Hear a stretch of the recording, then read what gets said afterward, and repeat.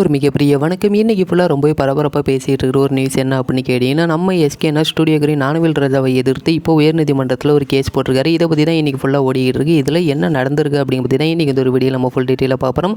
First நம்ம எஸ்கேனா அந்த ஒரு மனுவில் என்ன சொல்லியிருந்தாரு அப்படிங்கிறத இப்போ நான் படித்து காட்டுறேன்.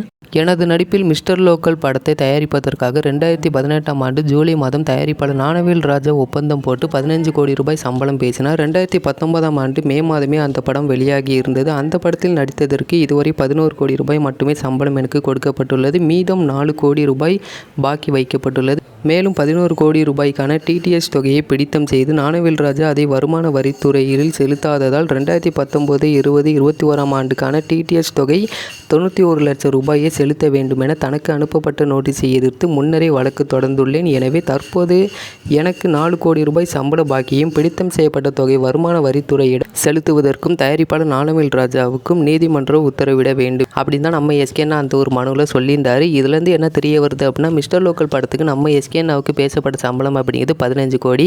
அதில் 11 கோடி நம்ம எஸ்கேனா வாங்கிக்கிட்டாரு. மீதி 4 கோடி அப்படிங்கிறது இந்த வருமான வரித்துறையிடம் செலுத்துகிற மாதிரி தான் அவங்க ஒரு டீலே பேசியிருக்காங்க. பட் அவங்க செலுத்தாமல் இருந்திருக்காங்க.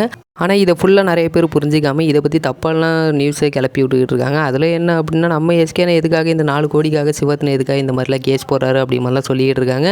பட் அவர் நடித்த படத்துக்கு அவருக்கான சம்பளத்தை தான் அவர் கேட்டார். இதில் எந்த ஒரு தப்பும் இல்லைங்கிறது தான் ஒரு உண்மை. இதை பற்றி நீங்கள் என்ன நினைக்கிறீங்க அப்படின்ட்டு கீழே கமெண்ட் பண்ணுங்கள். இந்த ஒரு வீடியோ பிடிச்சிருந்தா ஷேர் பண்ணுங்கள், லைக் பண்ணுங்கள். மறந்துடாமல் நம்மளோட சேனலை சப்ஸ்கிரைப் பண்ணிங்க.